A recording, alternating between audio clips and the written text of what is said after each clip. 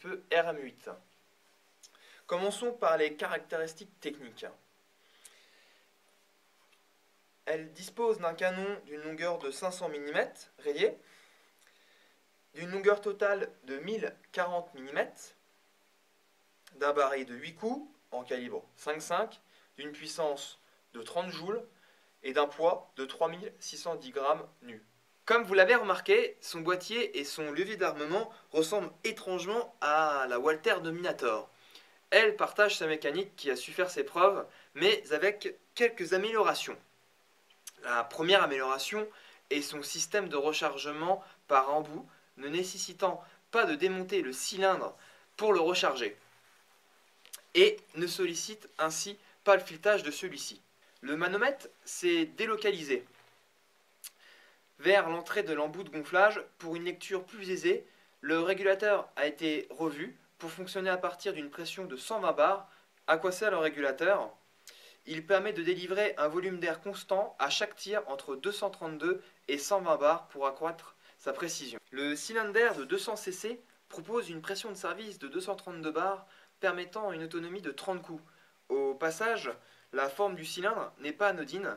Il permet une meilleure répartition du poids pour un meilleur confort une fois épaulé, comme l'exemple. Point de vue mécanique. Le bloc détente est revu pour un départ plus souple. Le barillet est entièrement en aluminium, usiné à 90%. Il est doté de 2 joints pour maintenir les plombs en place sans les déformer. Vous pourrez remarquer le passage pour un roulement à billes assurant le bon verrouillage du positionnement du projectile dans l'axe du canon. Le canon propose un filetage pour réadapter un silencieux en 1,5 du NF.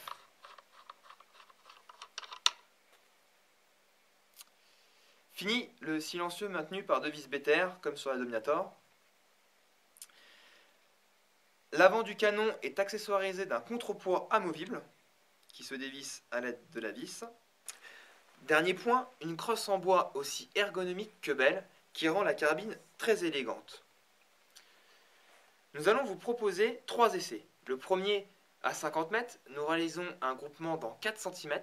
Le deuxième essai à 100 mètres, le groupement tourne dans un diamètre de 9 cm. A savoir que ces 2 essais, nous avons un vent d'est en ouest qui a légèrement perturbé les résultats. Et le troisième essai à une dizaine de mètres dans de la terre glaise.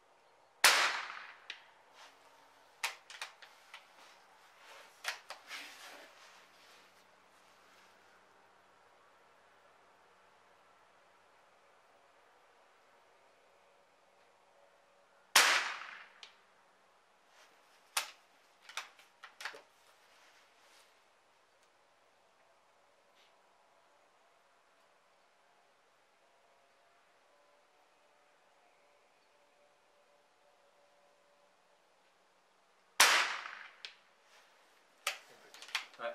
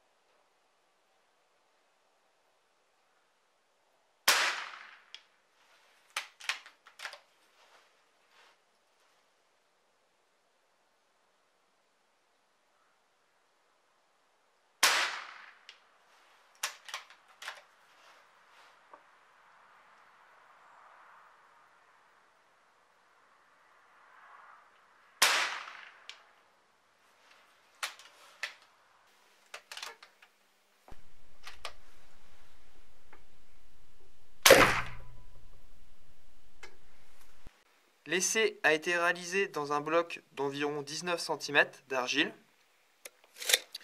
Nous avons effectué un cisaillement pour voir le déplacement d'air, à savoir que le projectile a transpercé de part en part ce bloc.